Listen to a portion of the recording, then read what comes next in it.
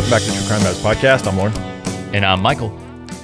All right, we're going back to Colorado. We just can't resist because we got too many awesome listeners from Colorado. And we recently did a Just the Banter over on Patreon where we asked what cases you always wished we would cover. And this case in particular came up multiple times from our Colorado listeners. So big shout out to CO. Y'all are crazy out there. And I don't know what's going on, if it's the high elevation or what it is, but there are an inordinate amount of shootings going on up there. It seems like there has been. They were doing mass shootings before it was even like, I hate to say popular, but a thing that happens far too often. Right. So especially Aurora. Aurora. This one dates back to 93. I mean, I guess you could classify it as a mass shooting, even though there was only four dead in this one and a fifth victim wounded. But crazy story. A lot more to it than meets the eye. Like when you first look into it, you just glance at the Wikipedia page. Like I was able to dive in and find some good stuff. There's a couple of really good sources that we'll talk about on the other side of the intro. That I used, and fascinating killer in this case. And we'll obviously have some information about the victims as well. But this killer was one of the more honest people, and had some issues with bipolar and stuff. That's no excuse. He clearly was culpable for what he had done.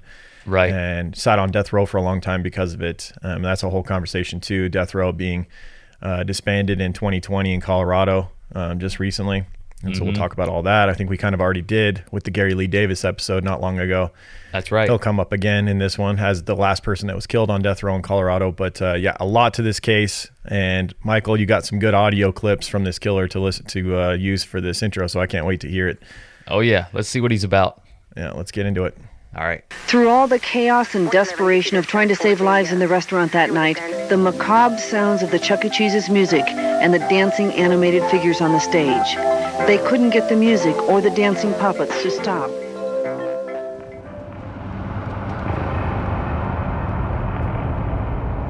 Yeah, they were on 920. I just noticed it was pretty slow, or, there wasn't really nobody around and stuff. So I was like, well, I could go and do this, And so I started looking, and I started thinking, well, I can do this, I gotta shoot these people. So I'm like, okay, well, we'll shoot. And so I started, I was just, while I'm doing everything else, eating and playing video game stuff, I'm just keeping an eye on people, find out who's there, who's gonna be working, who it is they gotta shoot and stuff. And they all had one thing in common, they didn't know me. And because I didn't have no association with them, to me their life wasn't done to me. When I saw the last couple at the counter, getting their little prizes and stuff, I went to the men's room. And I was still kind of iffy on it. And, I went ahead and kind of just, like I said, hyped myself up and came out and walked straight out the bathroom. Shot Sylvia. And once that happened, it was all over. I didn't see the salad bar. I didn't I didn't hear the music. It was like just blackness, just empty. Why did you kill him? They were witnesses to a crime. That's why. I had no feelings at all. No excitement, no nothing. Just heard her bleed. 4 people died. And basically to me, their lives were only worth $300 or $400 a piece. For me, death means nothing. I'm not afraid of death. I'm afraid of death. All right, for our case this week, we are doing the Chuck-E-Cheese shootings. And if that title doesn't pique your interest, I don't know what to tell you. Thankfully, there was no children harmed in this. Obviously, there was some innocent victims that were killed, and that's tragic. But when you hear Chuck-E-Cheese shootings, I bet a lot of people would just like, nope, not listening to that one, because you're immediately thinking that children were killed. And just so you know, if you held on this long, no children were harmed in this episode. Yeah, honestly, I feel like that's why I've never really looked twice at this, because you see the title Chuck-E-Cheese shoot, I'm like, nah, we can save that for another time. We're not that desperate for cases. But there actually were there were minors harmed in this. I mean, there were teenagers, young teenagers, but not small children, as you may have workers. imagined. It was exclusively workers that were targeted in this. The shooting happened right after closing of the store, after 10 p.m. And I have some great sources here for you guys if you want to learn more about this case. There's an episode of Death Row Stories. It's actually season 1, episode 8. The episode's called Eye for an Eye, all about this case, all about the killer in this case. Right. And then also a special called Capital Punishment, Decision to Kill, Nathan Dunlap. And so both of these, that one is more, that one was closer to the time that the case occurred. That was where the interview with the killer in this case, with him just freshly being put on death row, and where he was just unbelievably honest and saying things that was just like made him look terrible. Yeah. And later he would be put on medication and become kind of a model prisoner, and ultimately be removed from death row due to the capital punishment being disbanded in Colorado. And right. The governor at the time yeah, wanted to disband the death penalty. Yeah. We'll go into all that. Yeah. So let's get into it. We're going to start with the horrible crimes that occurred at this Chuck-E-Cheese back in 1993. So on December 14th, 1993, a cold-blooded killer slipped into the bathroom of an Aurora Chuck-E-Cheese location just before closing time. He was no stranger to this location and had in fact planned this attack for some time. And this store, and I think most Chuck E. Cheese's, close at 10 p.m. And this one was no different. Closed at 10 p.m. A family birthday party on this night had stayed a little bit late, and the parents were just now bundling up their kids to prepare for the cold. I mean, this was December in Aurora, Colorado, so very cold outside. Freezing. Yeah. The 50-year-old store manager, Margaret Kohlberg, headed back to the office to start tallying up the night's receipts. She was actually new to the night manager position. This was her first night managing this store. And in fact, the killer in this case was, you would think, would be targeting a specific manager, which was not this one. That was what's kind of crazy, is like the person that this killer supposedly had a beef with was not even working this night. That's what's bizarre about it, is like he targeted a bunch of people that he had no issue with, but we'll get more into that later. But Margaret Kohlberg goes back to the office to start tallying the receipts for the night. She planned to go home shortly after closing once she got her teenage workers out the door. So this is that mad rush that you see a lot of times in the food industry, retail, like where the store closes and you try and get all your duties done real quick so you can leave, because you can't leave until the store is cleaned up, at least to some extent, and things are put away. And so she's tallying up the receipts, and the workers are all frantically doing their duties, vacuuming, cleaning up the kitchen and things like that. And finally, the store doors were locked at 10 p.m. and the workers hurried through all their closing duties so they could get out of there. 5 minutes later, at 10:05 p.m., the killer, who had been hiding out in the bathroom, exited the bathroom with his .25 caliber semi-automatic pistol ready to enact his revenge. He first shot 19-year-old Sylvia Crowell, a student at nearby Metro State College, who was cleaning the salad bar. She was hit from close range in the right ear and was mortally wounded. Then he turned his sights on 17-year-old Ben Grant, a high school wrestler, who was fatally shot near the left eye as he was vacuuming. And so his first shot goes off. Ben Grant sees what happened and just doesn't even have time to really react, because the killer had the jump on all of them. Also, vacuuming, do you think he even heard it? This is a small caliber pistol. That's what I initially thought when I read up on this case, but then when you listen to the killer retell, he actually retells from death row these events, and he says that Ben Grant saw it coming to an extent, like just didn't have time to really do anything about it, but did hear the first shot go off and was quickly shot near the left eye, as we mentioned, while he was vacuuming. Then 17-year-old Colleen O'Connor, a senior at Eagle Crest High School, definitely saw it coming and to an extent pleaded for her life as he approached. He said that the killer later said that he was surprised that she didn't run. He was expecting her to run, but she just was frozen, and all she said was no. And that's when he shot her once through the top of the head. And more about that specific murder later on, because that actually, he was cold and calculated and had felt nothing until that specific killing. And that was one of the things that was super interesting about his interviews, was that he talked very candidly. And he's a piece of shit, don't get me wrong, and knew damn well what he was doing was wrong. But that was an interesting part of the story, just hearing how Colleen, looking at him in the eyes and saying no, changed him a little bit. And actually he got frustrated with her, like, how dare you make me feel bad for this, basically. Well, not bad enough because he continued this massacre. Yeah. So 20-year-old Bobby Stevens had only been working at the Chuck-E-Cheese for 2 weeks on this night. It was his second job, and he was working a double shift so he could afford presents for his budding family. He had a newborn baby at home and was trying to get his life started, so he was grinding, working 2 jobs, even taking double shifts at Chuck-E-Cheese. And he would end up being the lone survivor of this shooting.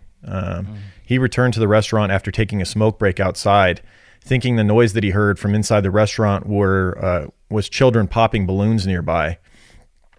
And so as he entered the restaurant and unloaded utensils into the dishwasher, a man came through the kitchen door, raised his handgun at him, and fired a shot that struck Stevens in the jaw. He did see this man come through the kitchen door and raise the handgun out. He knew right away that this was trouble.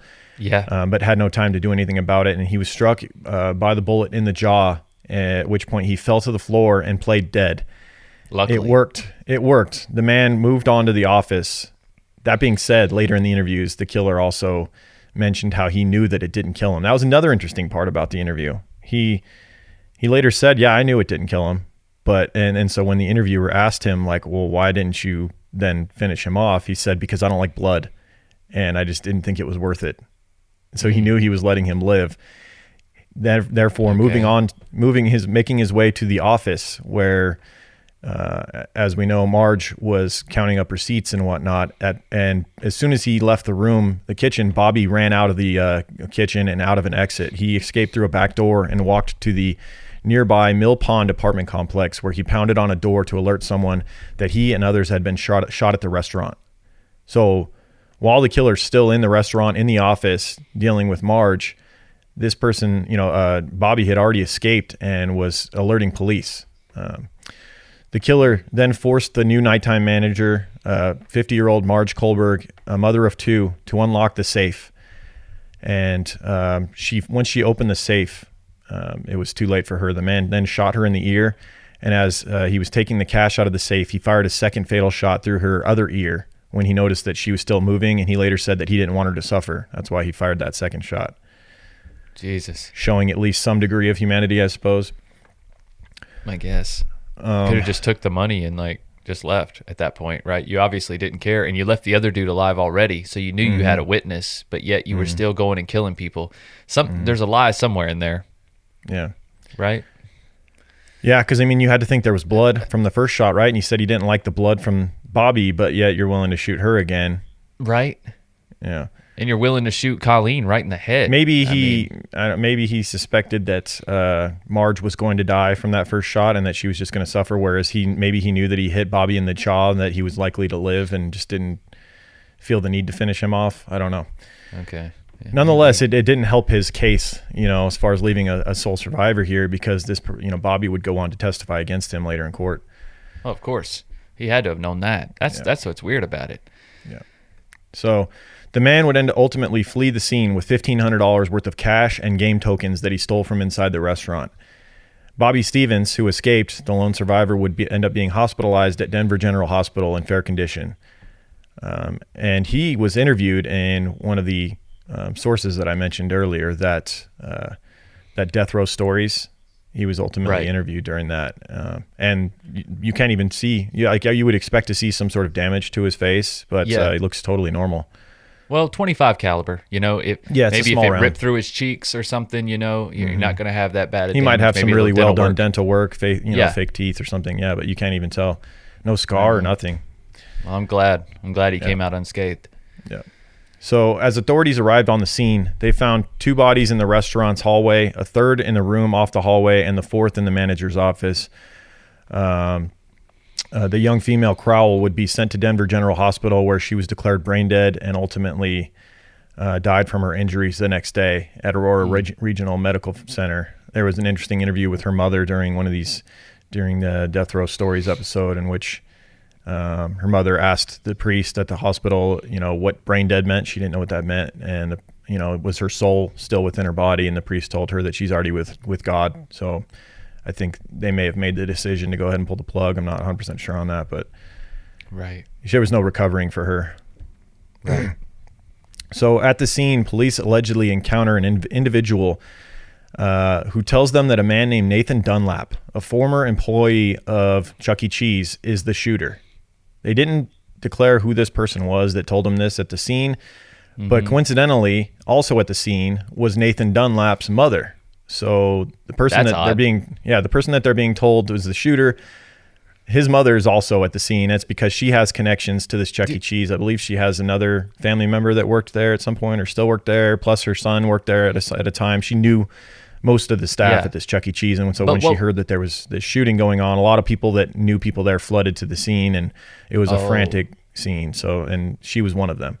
I was about to say, why was she there in the first place? Did she give Nathan a ride or something? Because I'm like, God almighty. No, yeah. That's a whole different situation. So she just showed up because she heard about the shooting. She didn't know Nathan was there. That had worked there, maybe still worked there, maybe a nephew or something. I think it was more than just her son that had worked there, and maybe that's how her son got the job there, is through another family member or something. Right. But you don't think she had some kind of inclination, just knowing her son, knowing how he is? She is his mother, after all, you know? Right. I mean, she had to heard about this and go, oh, God, I hope Nathan's not involved. I didn't get let on that she had any inkling of it, but she did. She was not reluctant to, get him to go down and get interviewed by police. She was willing to help if her son was indeed involved. She wanted to help. Right. So that's what I'm saying. I'm not saying like she had something negative to do with it. I'm saying maybe she kind of had a sixth sense that like something's going down here and it involves Nathan. Possibly. I mean, he was very troubled, and so was she allegedly as well. Which we'll hear more about her. So she has kind of the same mental illness. She had severe bipolar at one point. I don't know how she seemed fine in the interviews that in the documentary that I watched, but that's bipolar. You have good episodes and bad episodes. That's right. And so you have manic days, you have low days.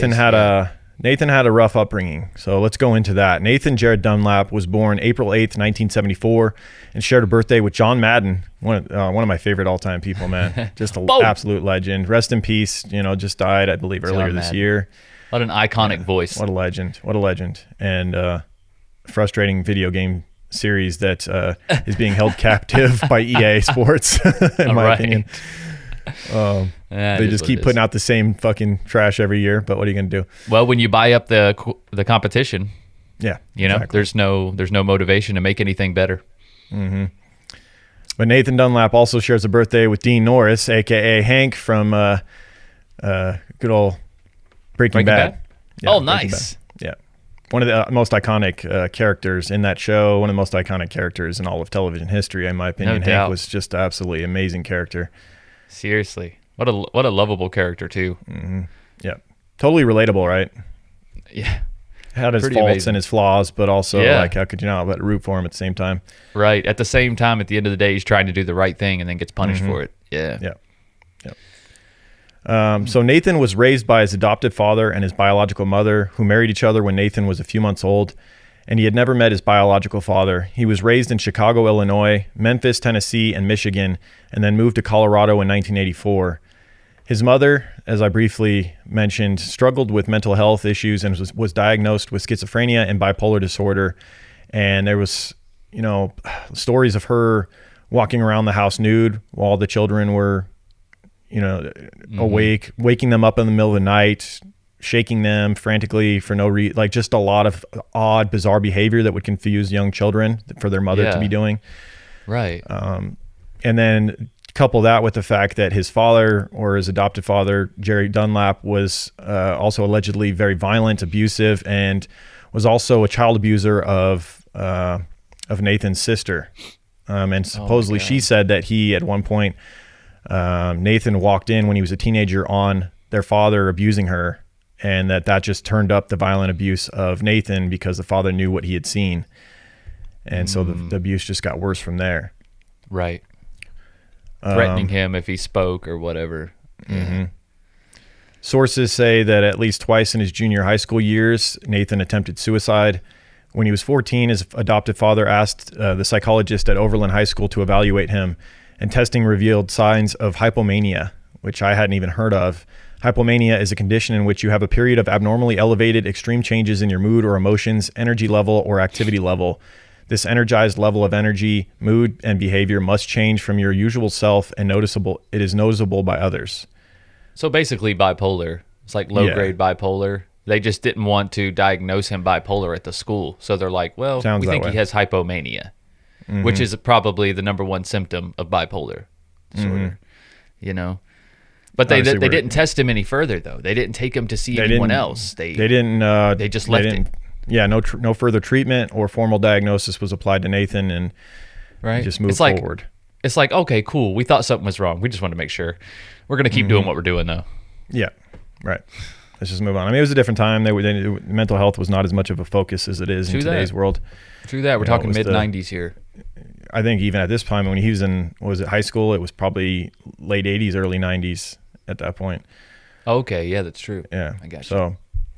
So, Nathan would go on to commit several armed robberies at the age of 15, first using a golf club and then moving on to firearms. Ooh. Some of the locations he robbed would be a cafe, a pizzeria, there's a little bit of foreshadowing, moving on to Chuck-E-Cheese later, a dry cleaners, and a Burger King.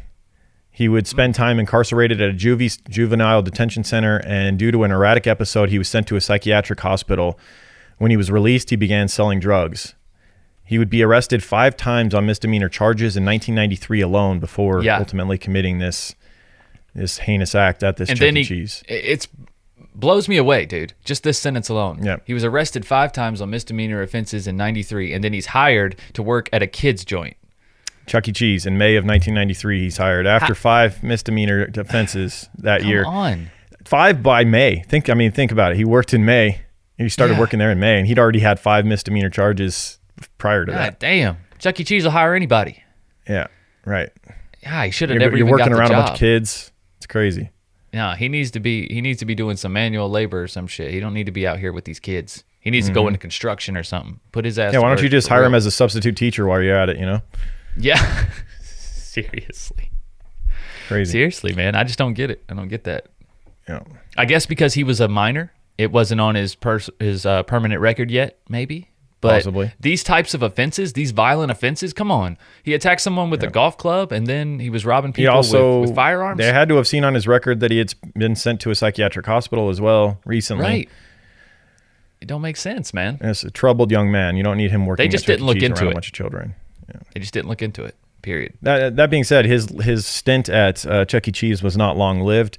He would ultimately be fired in July. So only working there for 2 months after a disagreement he had with his supervisor over scheduled hours, and it sounds like he was a problem for management. He was, a disciplinary problem. He just did not like to listen to authority, which isn't surprising looking at his background and his childhood. But he was ultimately fired after just 2 months, and he would, it seems, hold on to a grudge, and that would later play itself out. Like 6 months later at this location. So back to the night of the murders. Dunlap's mother would be talking to police at the scene and agreed to get her son to come talk to them. He was immediately one of their number one suspects that they wanted to talk to, having had someone tell them at the scene that he was the shooter, and also knowing that he had worked there at some point, and he was at the location on this night. He was seen eating a sandwich at this location prior to the murders as well. So Nathan would come in for questioning within 24 hours of the murders and admitted to having been at the Chuck-E-Cheese shortly before the massacre, having a sandwich, but says that he left before the store closed and had nothing to do with the shootings initially. This is his story. Right. But there's a big flaw in this, right? We have a survivor, but he can't talk yet. Yeah. So, while the police are interviewing him, Bobby Stevens, the lone survivor of the shooting, is unconscious at the hospital and unable to help police identify the shooter, unfortunately. Mm-hmm. So the police turn next to Nathan's girlfriend, Tracy, with whom he had been at her home during when they finally brought him in for questioning. He had been at her home, allegedly having sex with her or whatever. I mean, it's kind of irrelevant. But Tracy would tell police that Nathan had showed up to her place the night of the murders with a gun and a bundle of cash, asking for her help to dispose of the evidence. He was not being secretive about what he had done, apparently. He was going from location to location with different acquaintances, friends, his girlfriend, and almost bragging about what he had done and showing them evidence of it and implicating them all. I was about to say, what he's actually not doing them any favors. He's just creating all these accessories. He doesn't even realize. He doesn't give a shit. you know? Exactly. He's dragging everybody down with him. Yep. So that just gives these people more reason to testify against him, honestly. Yep. All the closest people in his life. What's up, creepers? I want to tell you about a brand new podcast from USG Audio. It's a scripted, cerebral thriller entitled The End Up, with award-winning executive producer Sam Esmail, and starring Himesh Patel, Merritt Weaver, John Reynolds, and Marianne Jean-Baptiste. The End Up is a story about connection. The story takes place in a tilted near-future world where terminal cancer patients who wish to end their suffering must attend a week-long boot camp.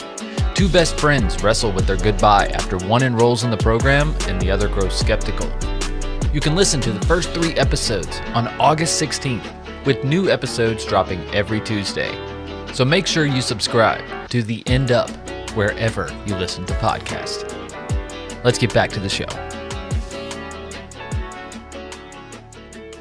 So police are immediately building a case. They talk to Tracy. She's telling them all this, the story of him having the murder weapon, having cash. From there, they talk to more people and learn that he had made several stops that night after leaving the Chuck-E-Cheese. Acquaintances of Dunlap said that he was frustrated over the firing and told a former coworker that he had planned to, quote, get even about the termination. And he had allegedly told acquaintances leading up to the event in early December of his plans to rob Chuck-E-Cheese and kill people. So this is ultimately what the investigation determined that had happened that night. So let's go back to the night of the killings. Nathan Dunlap, we now know, entered the restaurant at 9 p.m. He ordered a ham and cheese sandwich and played an arcade game, coincidentally a shooting game, possibly prepping himself for what he was about to do, a shooting game called Hogan's Alley. He then hid in the restroom at about 9:50 p.m., knowing that the store was about to close, and according to himself, began hyping himself up in the bathroom, looking at himself in the mirror, telling himself, you can do this, essentially. He then comes out shortly after that, after closing, at about 10:05 p.m., where he carried out the monstrous acts that we just discussed earlier. And we kind of briefly touched on it, but he later said in interviews that Colleen got to him when he approached her, and she just looked up at him and said no. He said, I didn't have any feelings toward human life until I shot Colleen. And that she sort of put some feelings into him. That being said, he still carried out what he carried out and killed another person after that. So yeah, about to say, you kept going after that because you killed the guy in the kitchen, or you tried to kill Bobby in the kitchen, and then you did kill the manager. Yeah. So you must not have felt too bad about it. So after fleeing the scene with the murder weapon and $1,500 in cash, he made several stops. Interestingly, he initially headed to the same apartment complex that Bobby Stevens had escaped to and walked right past the apartment where Bobby Stevens was already talking to police inside. He didn't realize it. I'm guessing the cop cars were parked somewhere in the parking lot, and he probably walked right past the apartment where the cops were. Right. But he had a friend in the complex, Carl Wilson, and he allegedly left his jacket with Carl, told him about what he had done, and showed him the money, according to police, getting Carl arrested later for accessory. He then took a cab. They called a cab twice, him and Carl did, because the first time they saw a helicopter circling and they got nervous. And so they ended up calling another cab, and ultimately Nathan would go out and meet the cab driver and tell the cab driver to take him to a location near where his girlfriend lived, Tracy Leachman, where he then changed clothes, left the gun and some of the money, and she would ultimately be charged with accessory as well and spend some time behind bars. He then went to another friend's house who gave him a nearly identical gun to the one that he had used for the murders. That friend would also be later charged with accessory. So golly, he got 3 friends in trouble. Got 3 friends in trouble following the acts. He would ultimately be arrested within a few days. I think it was a week late. Yeah, December 23rd. So 9 days after the occurrences. They'd already talked to him a few times, but they finally gathered enough evidence to arrest him and charge him with 4 counts of first-degree murder on December 23rd, 2 days before Christmas in 1993, 9 days after the slayings. And he did not give a shit. Dude, initially, no, not at all. He was still, in the same mental headspace. He had several outbursts in court during the trial. Quote, y'all can kill me right now. I don't give a fuck. So he's yelling at the witnesses and on the stand, just being a complete, disruption in the courtroom. Right. And this did not help his case because it takes all 12 juror members to get a death penalty conviction. And it only took 3 hours of deliberation to find him guilty on all counts of murder and ultimately charge him or give him the death penalty for each of the 4 victims. So 4 counts of the death penalty. All 12 jury members agreed. This was in Arapahoe County, which apparently is a pretty staunchly pro-death penalty county. At least it was at the time. Yeah. And so the people wanted blood. I mean, they were. Well, I mean, this guy is making it easy. He's making it easy to vote against him, though. I mean, you're coming into court, you're telling, fuck you, showing I don't no give remorse. a fuck, kill me. Yep. Like, I mean, you're going to get all 12 going with that. He took these young people's lives for no reason, and now he's being, he's showing no remorse and being brash about it and yelling at yelling in the courtroom when the victims' family members are there, and yelling at witnesses. This is insane. Like, I know he's young, but you're talking about a lifetime of violence right here already. Yeah. Like, I don't know when he got this. I don't know when he got this tattoo either, but I did notice during some of the footage that he had a tattoo on his arm as well, on his bicep, that said "by any means necessary" with a picture of a smoking barreled handgun on his arm. Ooh. That doesn't help either. That don't look good. Yeah. I wonder when he got that. We almost could title this episode "By Any Means Necessary: The Chuck-E-Cheese Shootings." Yeah, really. And so he then, shortly after his conviction, while he's on death row, does an interview with a woman, and she asks him questions like, "Does it bother you that you killed people?" And he said, "No, I wanted them dead, and they're dead." And she said, "Why did it not bother you?" And he said, "Because I didn't have no association with them. To me, their life wasn't worth nothing." And during that interview also, though, when he did mention that it did get to him a little bit when he killed a young woman, and she said no as he was approaching. Right. So while on death row, he was finally officially diagnosed with bipolar and put on lithium. And following being put on lithium, there was a noticeable, drastic change to his behavior. He, following that, became a model prisoner. And him and his legal team began filing petitions to the court, arguing that his trial attorneys were ineffective by not presenting a defense based on his mental health issues and child abuse.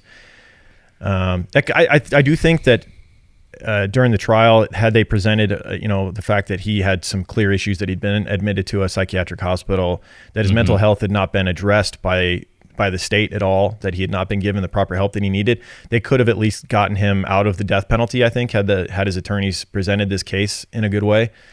Right. He absolutely was 100% guilty of what he did. He knew what he was doing was wrong. Don't get me wrong. But ultimately, I think it would have been hard to get the death penalty if his legal team did a better job of... Obviously, he was making it hard on himself, though, also having these outbursts in the courtroom. But that would ultimately just prove their point that he is not right, that he's had some serious bipolar anger issues and all of that. Yeah. I agree. I can see how they sentenced him to death, but I could also see how it could be very easy for him to get off of it and just, it be converted to a life sentence. In prison, yeah. Mainly because of his age. That too. His age, his background. His age and his background is the biggest thing he's got going for him. But I mean, this guy's a cold-blooded killer, I guess, when he's not on lithium. So I don't know what you do with that. Mm-hmm. So they filed that petition in 2008, arguing that his counsel wasn't effective. In August of 2010, this federal appeal was rejected, and they continued on with him being, his execution date and whatnot. On April 16th, 2012, the 10th Circuit Court of Appeals denied Dunlap's appeal of his death sentence yet again. His lawyers argued before the 10th Circuit that Dunlap's trial lawyers were negligent during the sentencing by not providing evidence that he suffers from a mental illness. They argued that if the jurors heard evidence of his mental illness, that they would spare Dunlap from being sentenced to death. On May 1st, 2013, Judge William Sylvester announced that the execution date for Dunlap would be in mid-August of 2013. So they continue to move forward.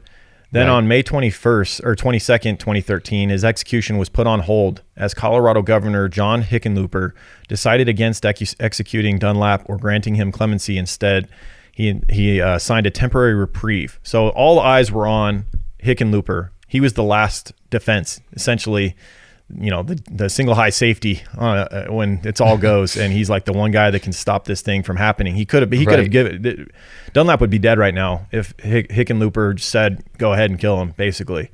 Yeah, but that's a tough decision to make when you're up for re-election. Right. Oh yeah, for sure. You don't want to be the axe man when it comes time for re-election, because it's such a divisive topic, and then most of your voters probably aren't even familiar with this case. They're just seeing like, whoa, didn't he just sentence someone to death? We don't believe in that. You know what I mean? Boom, lost half your votes. Yeah. So I feel like these governors, especially during these re-election times, they try to be as middle of the road as possible. So they're not going to take one stance or the other. It was if anything, they're just going to buy time. It was perfectly. Such a good point, because all he was doing was straddling the fence, right? He didn't make a decision either way. Basically, he didn't even grant clemency. He just basically signed a temporary reprieve, like basically just like slapping a Band-Aid on it, you know? Yeah. So this reprieve meant that as long as he was governor, Dunlap would likely not be executed. And according to Hickenlooper, one of the reasons that he did not choose full clemency was because Dunlap would have to remain segregated from the rest of the prison population. The reprieve also meant that unless a governor issues a new executive order, the status of the execution and clemency request remain on hold, and he was constitutionally limited from running for a third term. So on November 6, 2018, Jared Polis was elected governor. And during the campaign, he said that he intended to sign a bill repealing the death penalty in Colorado. And regarding the Dunlap case, he said he had no problem following the current law and that he did not think it was appropriate to comment on a specific case during the campaign before actually becoming governor. Ultimately, he became governor, and in March of 2020, he signed a bill repealing the death penalty. He also commuted the sentences for all 3 men on death row, including Dunlap, without parole. The other 2 that were on death row at the time were Mario Owens and Robert Ray, 2 men who killed a couple because the man in that couple was basically coming up to a court date to implicate them in a murder at a barbecue. So they took out the witness that could have gotten them convicted, and ultimately they got the death penalty when it was found out that they had killed this young man and his girlfriend at a stoplight. So all 3 of those executions were canceled, essentially, and those 3 were given life. And Gary Lee Davis, the guy that we just did an episode on, at episode 176, titled Becky and the Bad Gary, would be the last person likely ever to be killed by the state of Colorado back in 1997. Yeah, you guys should check out that episode on Becky and the Bad Gary. Again, that's episode 176. But also, there's a popular kids game that may have been based on this case. May have been. It's a little bit of a stretch, and it's Five Nights at Freddy's. And if you have kids, I'm sure you've heard of this game if your kids are of a certain age. But Five Nights at Freddy's, Freddy's Scariest Monster is You. Basically, what you do at Five Nights at Freddy's is you try to spend the night at a Chuck-E-Cheese type place, right? But it's called Freddy's instead of Chuck-E's. It's called Freddy's, and basically but in this game, the animatronics, like the animatronics that play on stage, they come to life and they hunt you. And then you have to like move about and find these little safe rooms and stuff while these animatronics are trying to hunt you and apparently turn you into an animatronic. Yeah. So that's kind of the basis of the game, but you could see how it's not that far of a stretch. There's honestly a YouTube channel, and we'll put the link for this video in the description of this episode, a YouTube channel called Game Theory, where the host theorizes, different origins to like games, and he's the one. I'm sure he draws a lot more conclusions between the two. Yeah. He's the one that connected the dots, to the case that we just covered, and that game Five Nights at Freddy's, and he does a whole YouTube video on it and basically gives all the evidence saying, this is why this game was based off of this case, and it's pretty compelling. I watched it, and like he definitely, you can see where he got it from. It's very possible that it did come from this case, and so check that out. The game it's a little bit disturbing. I'm not gonna lie. Oh, no doubt. First time, yeah. I think he theorized that the animatronics that are hunting you were the ghosts of these victims in this case. Oh, and the killer is now sitting in prison. He's basically forced to sit here and think about what he did. Right. And it's almost like they're hunting him in his mind, these victims. Oh, okay. So it's fascinating. Okay, I see how he did it. Well, it could be. Yeah. It could be. Man, that game has blown up, though. There's so many different variations of it now. That game is creepy. And there's another game that's very similar. I think it's called Piggy. And then there's another one that's called Granny. And they're all basically the same. You have to survive in this area, in this room, in this building, while something is running around trying to kill you. Like it's pretty terrifying, honestly. And then you consider all the school shootings that are out now, and then kids are playing games where they're trying to hide from killers at the same time. I don't know. Yeah, a little on the nose, huh? Yeah, a little too much. Yeah. So, I don't know. You got to watch this stuff. You know what's now. not? You know what is also a little too much? Having pits that don't have "Oh My Guy" in them. A little too much for people around you. You don't want to be too much. You want to be just right, guys. Okay. Right. You want to smell good, and you don't want to put aluminum in your armpits to do that, right? So lucky for you, there's Oh My Gaia. Oh My Gaia is an innovative, all-natural deodorant, fragrance, and beard oil company specializing in paraben and aluminum-free products. Their innovative line of deodorants inhibit the growth of odor-causing bacteria while still maintaining effectiveness. And at Oh My Gaia, they use only all-natural, paraben and aluminum-free organic ingredients. Guys, don't worry. There's something. Oh My Gaia has a scent that's close to something that you already like, or maybe there's a new scent out there that's perfect for you. That's what happened to me. I didn't even know about Egyptian musk. And then Wendy sends me a sample. Boom. That's my new scent. That's what I identify with. And I'm sure there's something for you guys too. There's vanilla, cherry almond, sandalwood, lavender, lemongrass, coconut, dreamsicle. A dreamsicle's another good one too, man. But you got to be careful. You'd be trying to lick your armpits if you're wearing dreamsicle. It's so good. Leather, lumberjack, honeysuckle, fireside, bergamot, amber, pear, sweet pea, sailor, barbershop. And of course, because we're true crime guys, we have our own scent called True Crime Pine. And because you guys are True Crime Guys listeners, you can get 15% off your order at ohmygaia.com by using the code word CREEPER, CREEPER, for 15% off your order. And that's at shop_ohmygaia on Instagram or ohmygaia.com. That's OHMYGAIA.com. You won't regret it, guys. You won't. And just how Michael mentioned, there's a scent for you at Oh My Gaia.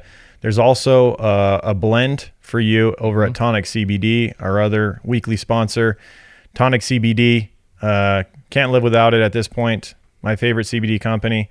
And they basically, they just do it differently. They really are the highest quality. You know, the way that they grow their hemp on a naturally organic farm in upstate New York, and then it only travels 30 minutes to their state-of-the-art facility.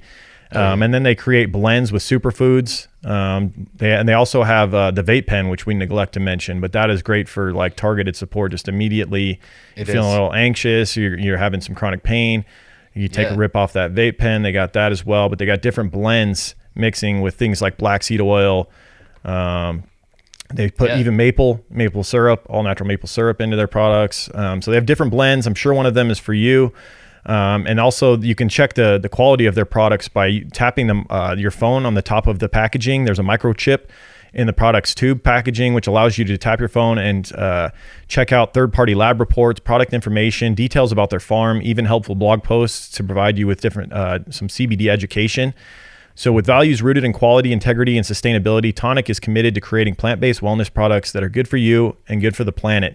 Visit tonicvibes.com to learn more and use code word CREEPER for 20% off your order. That's tonicvibes.com, code word CREEPER for 20% off your order.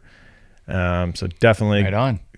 Support the companies, the small companies that are supporting us, and you get a giant added benefit because these products, you're sure to love them. No one's ever tried Oh My Gaia. We've never heard a negative review about Oh My Gaia or Tonic CBD. Everybody that tries it is like, oh my God, thank you guys for, showing me this. So absolutely, guys. Just small natural things to better your day-to-day life. Yep. All right. What else we got? Let me see if we got some new reviews real quick. All right. I want to thank those. Yeah. You guys can check out Patreon. Patreon.com/truecrimeguys, where we have all types of different shows on our network.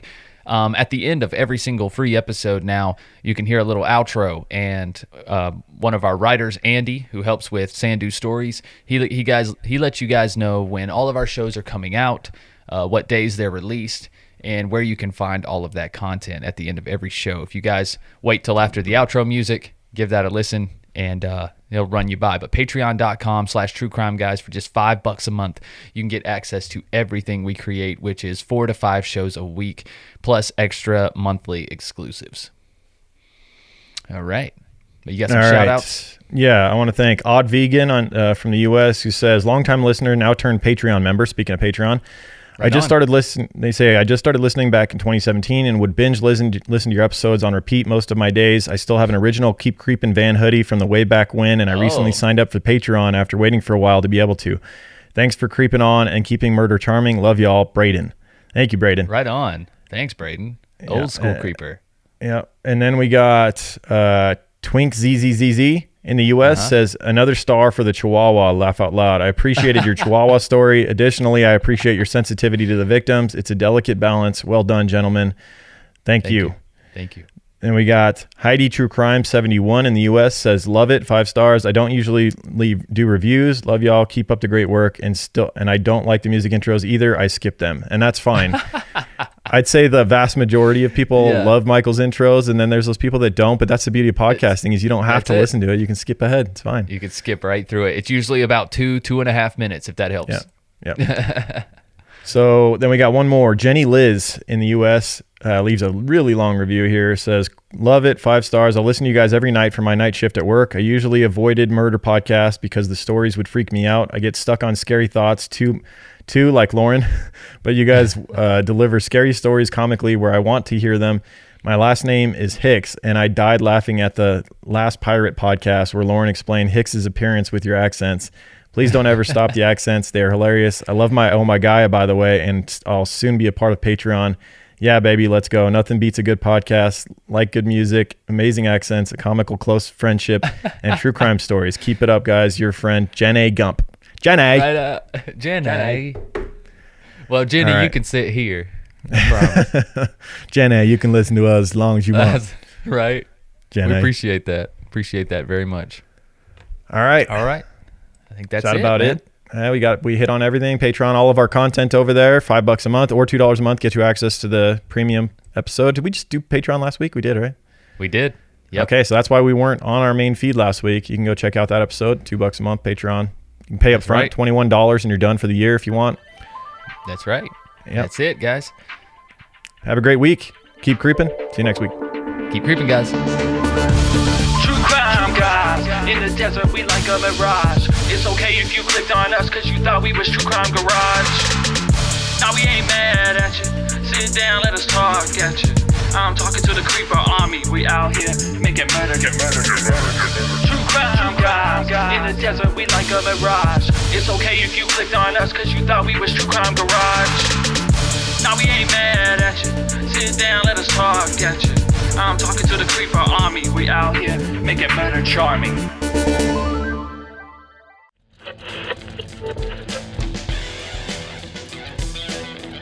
From the minds of true crime guys, come TCG Weekly. If you've enjoyed this episode, please feel free to check out all the other programs on the TCG network. Every Wednesday, a new episode of True Crime Guys proper, Strange and Unexplained on Mondays, and Full House Fantasy Football on Fridays to start your weekend. And if those aren't enough, head on over to our Patreon account, where you can have access to hundreds of hours of content, including older episodes and other Patreon exclusives like Strange Shorts, Sandu Stories, Higher Thoughts, and the 5-Minute Murder Show. But until next time, guys, keep creeping. Hey, how do you shut this thing off? Over?